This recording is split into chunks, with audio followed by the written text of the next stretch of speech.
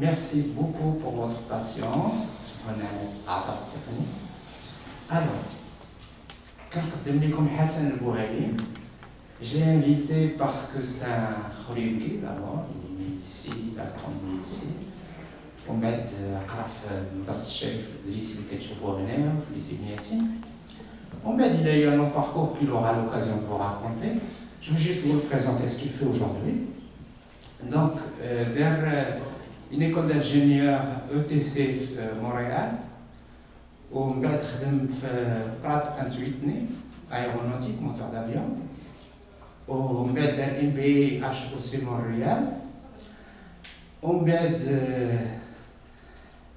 Après Pratt et Whitney, je travaille Tinto. Tinto, c'est un minier, l'OCP, mais c'est le deuxième mondial. Alors, Hassan est le CEO du corporate. Quand l'acquisition d'Alcan, c'est un groupe australo-anglais où ils ont acquis Alcan, qui est le plus grand aluminium canadien. Donc, ils ont formé le groupe Rio Tinto, où les Chinois ont fait le groupe. Donc, ils ont tout accès à le capital, où ils ont essayé de contourner un système d'information. Et donc, Hassan est responsable de la cybersécurité du groupe corporate.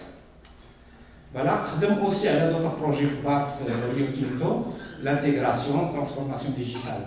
Vous aurez l'occasion de discuter avec lui. Mais Rio Tinto est CEO de Bombardier. Ou actuellement, il est CEO de Woodbridge.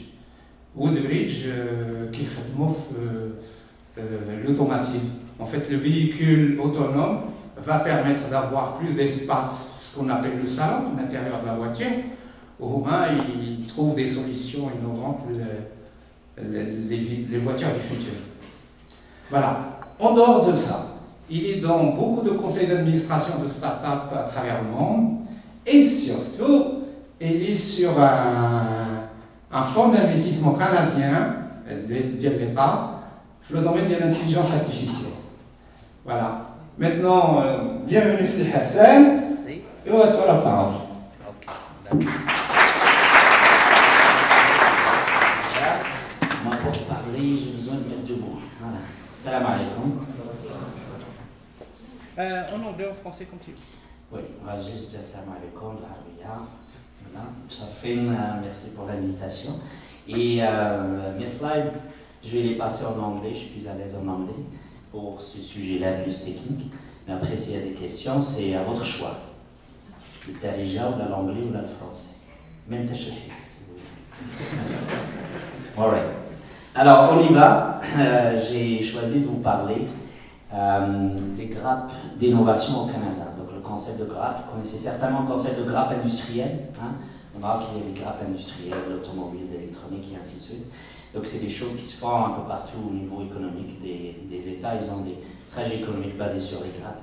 Une des dernières stratégies économiques, c'est de l'année dernière du Canada, est basée sur les grappes d'innovation. J'expliquerai un peu plus tard ce que c'est. D'accord? Alors, first, when I started talking about megatrends, when we decide how to define an economic policy, one of the first things to do is to understand the megatrends, the global megatrends, economically speaking. So when you think about it, what's happening around the planet, there are a few things that are really important, that are changing how the economy is happening globally. All right? The first one is the demographic shifts. There are shifts in economic power. There is an acceleration of anything urbanization related. There's climate change resources and issues with that. And that's driving a lot of changes in policy perspective. There's a technology investment. You are part of that. You know what technology investment is about. You are learning all of that right now. And every one of these trends is impacting where the economic policy is going. So if we go one by one there, the demographic shifts, there is clearly a migration of the global spending power from what we call the first world, Europe and USA, North America, to the rest of the world, to emerging countries, to China, Brazil, South Africa, India, etc. That's where the majority of the middle class of tomorrow will be. Meaning that's where the money will be. That's where the business will be. As opposed to what the majority may think, Europe is doing well, North America is doing well, and Japan is doing well, but the future is somewhere else. The future is in China, in India, in Africa, in South America. The shift in economic power, we all heard about the G7, the 7 most powerful countries on the planet from an economics perspective. That too is changing, all right? There are new economic powers happening all over the planet, okay? And that's changing the rules and the flow of goods, the flow of money, and the flow of brains. That's changing too. The acceleration of urbanization, all right? What that means is there's something like 60–70% of the world GDP, of the world wealth, is actually in big cities. All right, all these big cities around the globe, Lagos in Nigeria, Casablanca in Morocco, all right, Dubai in Emirates, or Shanghai in China.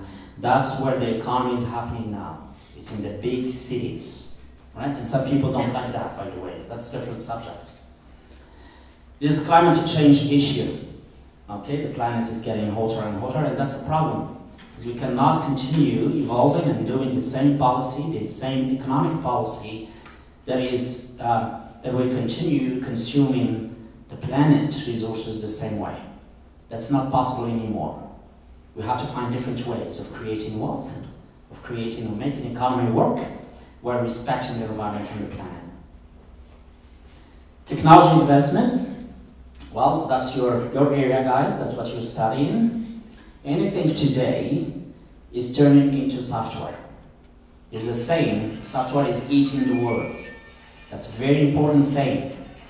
What that means is that software now is embedded in every single thing we're making, in every single area of the economy. What that means is that when you analyze the value chain of any company, of any industry, a big part of the value of any industry or any company will reside in software. That's the reason why the top 5 companies of the world today are all software companies. Google, Amazon, Microsoft, Facebook, they're all software companies. And they're now the biggest companies in the world. It's not General Electric anymore. It's not Boeing. It's software companies. That's where the economy is happening moving forward. So these are the big trends, all right? And based on that, the governments study these trends, and based on that, they define their economic policy for how they're gonna move their economy for the next 10, 15 years. Okay? So far, so good? All right? Okay, this is an important message, I think, that you really need to understand. The economic power is shifting. That's why I was saying earlier, 80% of global middle class are in developing countries. So we keep focusing on selling our stuff, like in in countries like Morocco. We keep thinking about Europe as where we should export our goods. While actually 80% of the middle class of the planet is somewhere else. It's not in Europe. It's in China, in India, in Asia, in Thailand, in Malaysia, in Indonesia, in Africa, in Brazil, in Argentina. That's where the future is. 75% faster growth in emerging countries than in developed countries. Again, same thing. The G7 having some good growth, okay.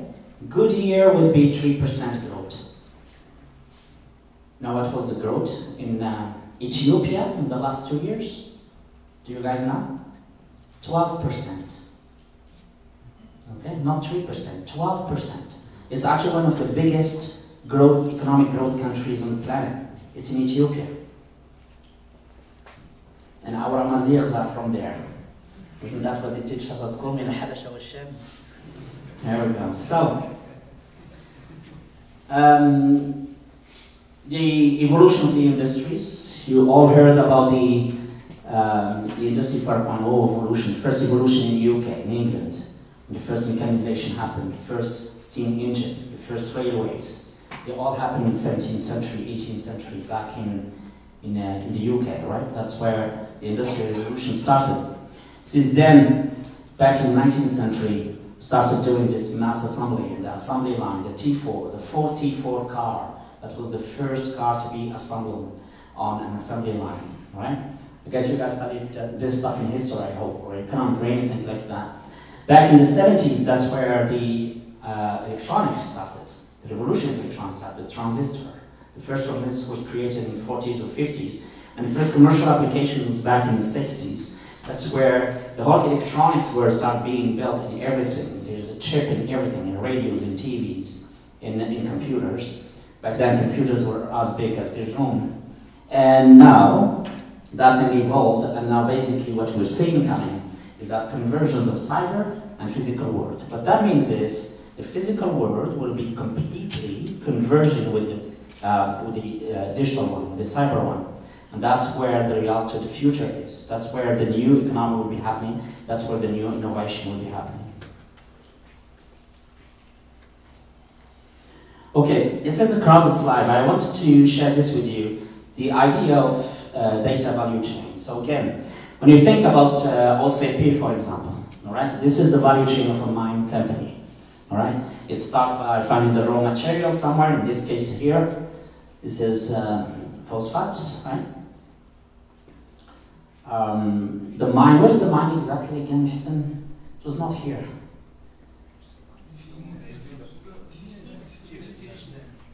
Voilà, that's where it was, right? And then from there, they bring, that's where the mine is. Then they bring the mine, the ore, the basic ore is brought to the processing plant. This was the processing plant. So they were cleaning the ore and turning it into something that can be either developed and built on and extracted value on to a chemical industry, or exported as a raw material, right? So if you take time to do a bit of processing, you add value and you make more money and you create more revenues and more jobs here locally. That's what we're doing in George Lasfar, for example, I guess, or Sefi or somewhere, right? That's what we're doing there. And then, the closer you get to the end product that goes to the consumer industry, the better, because that's where the value is. So if all you're doing is exporting the raw material, you're losing on the opportunity, you're losing on the value of what you can create. That's the importance of doing processing and getting through the value chain until the end of it, because this is where the biggest value is. Okay, so now apply the exact same concept, but instead of phosphates, the raw material is data. So if you think about it that way, now your raw material is data. Okay? Raw material data, your habits, what you do every day, time you work, what you like, the music you listen to, the books you read, the news you read, the ads that get your attention, that's raw data. And that's raw data today, who's using that raw data and making literally trillions of dollars out of that? Yes, that's what. Google, Amazon, that's what they're all doing. They're taking raw data from each one of you, from everybody who consumes data through their smartphones, and they're processing that data, selling advertisement, selling processed data to companies who then use it to sell their own products. Right? So you need to think about data as just the same way you may be thinking about phosphates or about oil. It's a raw material that goes through succession of processing processes or steps, leading to a finished product that a consumer will use and consume. Okay? It's very important to think about data as assets, just exactly like this processing plant right there, and try to monetize that data and create value from it. That's how value will be generated moving forward. Okay? Any questions on this one? All clear? All right. If you have to retain one slide from today, this one. You should retain this one here. Okay, now back to Canada. So based on that, the Minister of Economy in Canada, about industry and innovation, about 2 years ago, he met with the industry leaders, with the companies, with head of companies and universities and things like that, and thinkers and they said, okay, we want to transform the Canadian economy for the next 10 years. What should we do? How should we do that? How do we build? What should be our policy? And the outcome of that was that everything needs to be based on innovation, meaning digital innovation, electronics and software. And all jobs needs to be high-tech jobs. So that's where Canada is heading with its economy, all right? And based on that, this is the Canadian map, and you see they did actually a race. It was a race actually. So companies need to come together with universities, with people, with small companies, with startups, and put together a file and fill an application and send it to the government. And they received about 1,000 of those. They received about 1,000 applications. And then there's a panel of experts. They went through these applications and they selected 5 of them. And that came to 5 superclusters or 5 clusters. En français, ce serait grappes, 5 gaps, that they decided to give opportunity to develop the Canadian economy for the next 10 years. And each one of these will have funds, will have money, will have resources, will have facilities to transform the Canadian economy. So I had the chance to actually participate in 2. I was involved in these 2, the Advanced Manufacturing Supercluster, which is about transforming the industries and turning them into Industry 4.0, and putting sensors in the plants and developing plants and improving production and getting manufacturing to the next generation of manufacturing in Canada. And the next one is KDI, which is about artificial intelligence applied to the supply chain. So applied to transportation, logistics, and things like that. So these are the 2 I was involved into. And I don't know, they were one of the winners. 2 out of the hundreds, thousands that actually applied. This one is based in Toronto, Canada, and this one is in Montreal.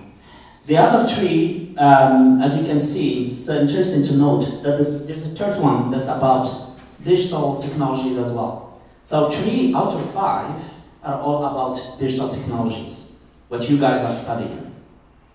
Only 2 are about resources. So protein is about agriculture, and ocean supercluster is about ocean resources. All right?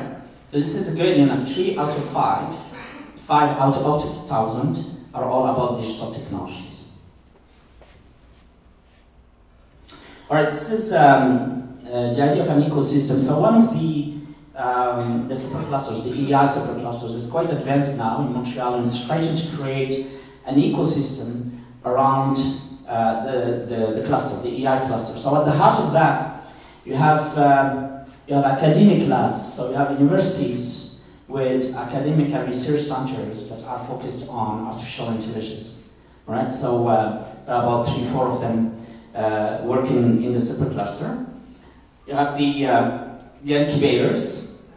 Incubators, accelerators are actually a group of people who are working with people like you, who are finishing school, or still studying, who want to start a company.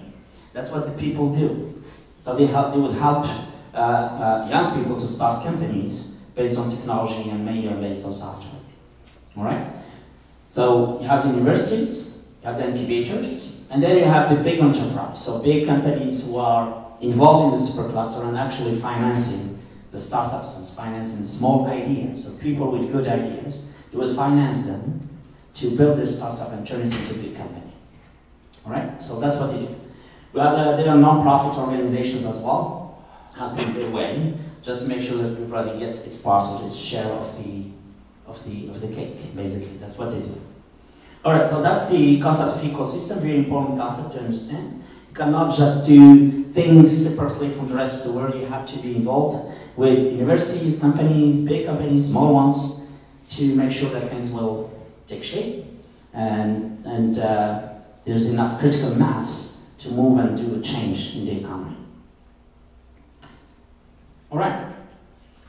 So what I want to share with you is that one of the main objectives of these superclusters is to help startups become scale-ups. So difference between a startup and scale-up.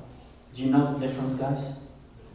No? So startup would be a startup, so a company starting, just trying to find the match between the product and the market, all right? What they call the product market fit.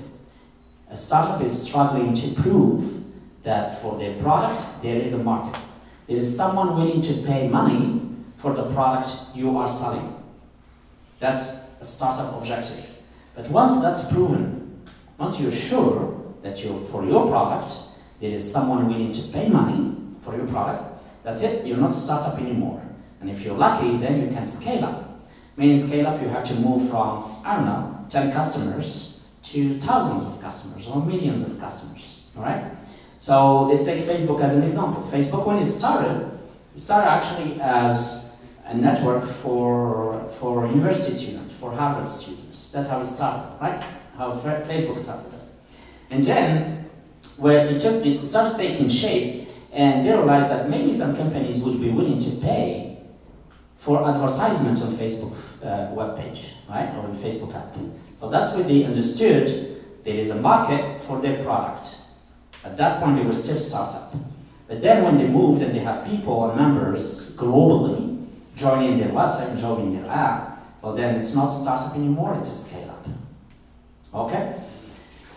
People with ideas who want to become a startup, there are literally millions of those. Only a few make it to this point, where there's a business value, a business model validation, that product market fit is validated.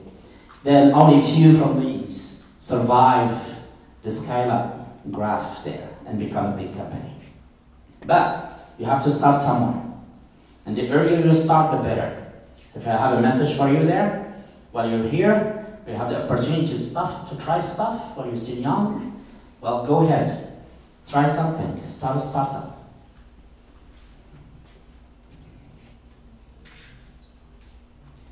All big companies of the future, they will all be startups of today.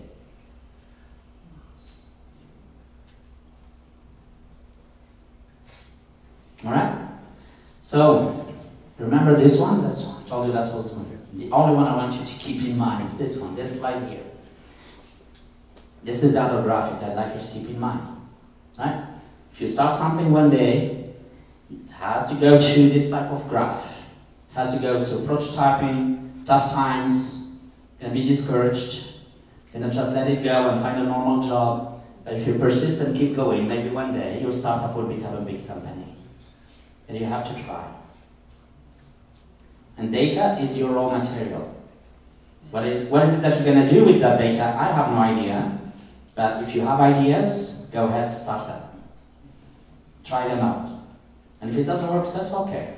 Try again. Alright? Okay, I'm done with the superclusters. Before moving forward, any questions on what I just talked about so far? You must have a question.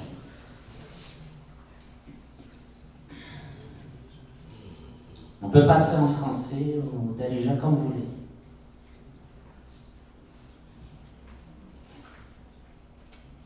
Oui. If you make a startup and find a product market fit, so how you can from a startup grow into a big company? Oh. How to find the... Yeah. So once, yeah, go on, repeat your question. Yeah, when you start a startup and find a product fit market, so how you can turn that startup into a big company, and how you can find the next step. كيفاش تلقى الناس اللي D'accord. Is this working? Yeah? Yeah, it's working. Okay. So the most difficult part of building a company, starting from scratch, is to prove that market product fit. Once you have that proven, there will be a lot of people interested in investing in your business.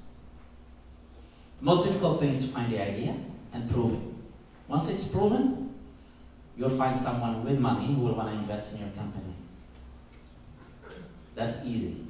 The difficult part is to have idea, the right timing, because you may have a good idea, but it's not the right timing. Maybe the good idea would work in 10 years from now, but not today, right? Right idea, the right timing, and proving that product market fit. That's the most difficult part. That's generally an average 4 or 5 years of work. And during these 4 or 5 years of work, you have no revenues, you have nothing. You're just working and you believe in your idea. If you make it to the market product fit proof, and you proved it and it's validated with data, not because you think so, but with data, then you'll find people with money who will invest in your idea. Other questions? Yep.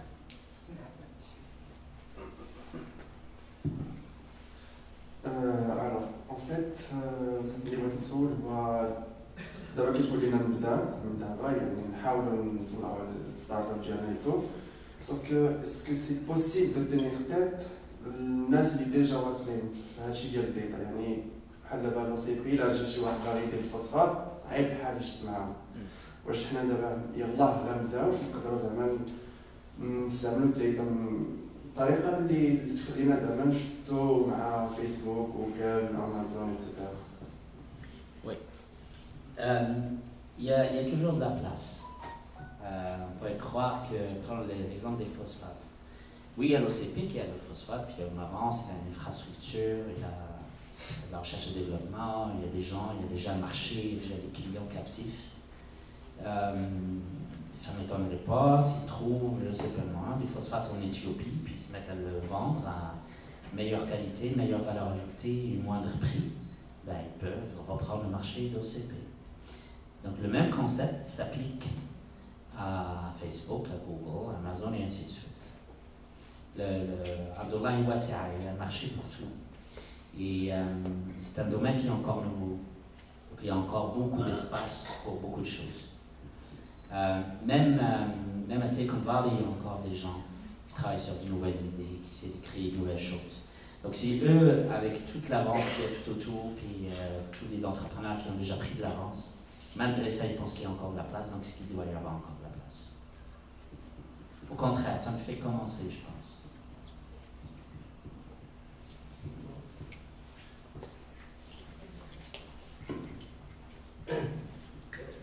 Tout à l'heure, tu as parlé de l'écosystème et qu'il y avait, sur les 5 écosystèmes, il y avait le software qui domine, et il y a 2 autres qui sont, les 2 autres ne sont pas des softwares. Est-ce que dans l'avenir, les autres peuvent rattraper un peu le software ou bien le software a pris déjà le décollage? Oui. Bonne question. Le software, vraiment, il faut voir le software, il faut penser du software de la même façon qu'on pense à moteur de combustion.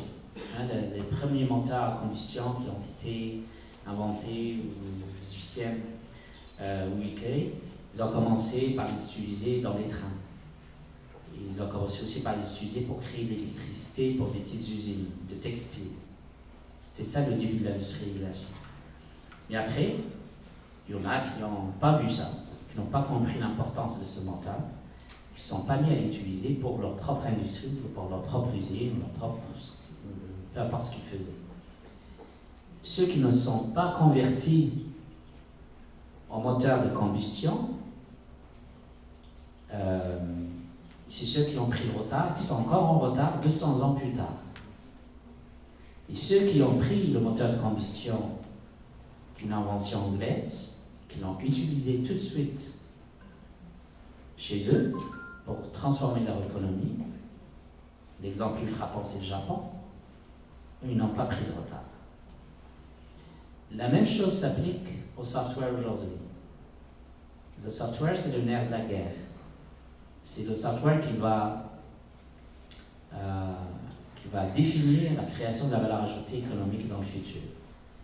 Et ceux qui jouent la carte du software, que ce soit des compagnies ou des pays, vont prendre de l'avance. Et ceux qui ne le font pas vont prendre du retard pour les 200 ans à venir. Vladimir Poutine, qu'on l'aime ou qu'on l'aime pas, il a dit récemment l'État qui va avoir le plus d'avance en intelligence artificielle, c'est l'État qui va gouverner la planète. C'est pour cela qu'il y a une course à l'intelligence artificielle au niveau mondial. Tous les pays du monde qui en ont les moyens et la vision, c'est pas juste les moyens, il faut avoir la vision et la volonté. Tous les pays du monde qui ont les moyens, la vision et la volonté ont tous, systématiquement tous, une stratégie d'intelligence artificielle dans laquelle ils investissent littéralement des milliards et des milliards. Donc pour les grappes canadiennes, sur les 5 qui ont réussi, parmi presque 1000 et quelques, il y en a 3 clairement qui sont basés sur le software, 2 qui ne le sont pas. Mais les 2 qui ne le sont pas, donc les ressources océaniques et les ressources et l'agriculture, leur objectif c'est d'amener le software dans l'industrie océanique et dans l'agriculture. Ok. Hassan, je voudrais juste rajouter à ce propos une nouvelle d'actualité. Le 26 décembre, le gouvernement de Corée du Sud a annoncé qu'il allait créer une école inspirée de 1337 et 42 et il a injecté 197 millions de dollars là-dedans. Donc vous voyez ce que ça représente. Thank you for coming, Mr. Chris. And I would like to ask you about something. You say something about the market in Africa and Asia, in the countries that actually are developing right now. And if you are talking about Morocco, because we are Moroccans, you know, are actually studying IT in the school. Most of startups that's going to start here, it's going to be something about IT, data mining, AI. But the Moroccan market is like, for our vision, as most of us see, that it is a very weak market concerning this money. Yep. I would like to ask you exactly what kind of things that you see in the Moroccan market that you see it is a good market like to start your startup. Okay, if only I knew. I don't know. That's $1 million question. I can answer that one. But the size of the market should not be an excuse, right? The size of the market is not an excuse. There is a country that's considered one of the best in terms of creating startups, creating software, creating value from these new industries, and their market is smaller than ours. That's Israel. Israel is it's called I highly recommend a book called Startup Nation, right? And it's a book about how Israel turned itself into a startup nation, even though it's a very small market. Okay, so now, how they do that? It's a whole another conference, but it's something we can learn from. There are other small countries in terms of size of the market that are doing well. Singapore is one of them. I think what the Emirates are doing is really good. They're doing some really good stuff.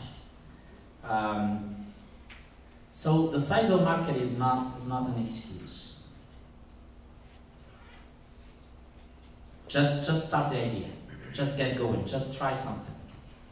All right. So my question is, can we start a startup without a business plan? Like for Facebook or Yahoo, they started without having any clients, any idea how they're going to make money. Yes. So the answer is yes. I even heard that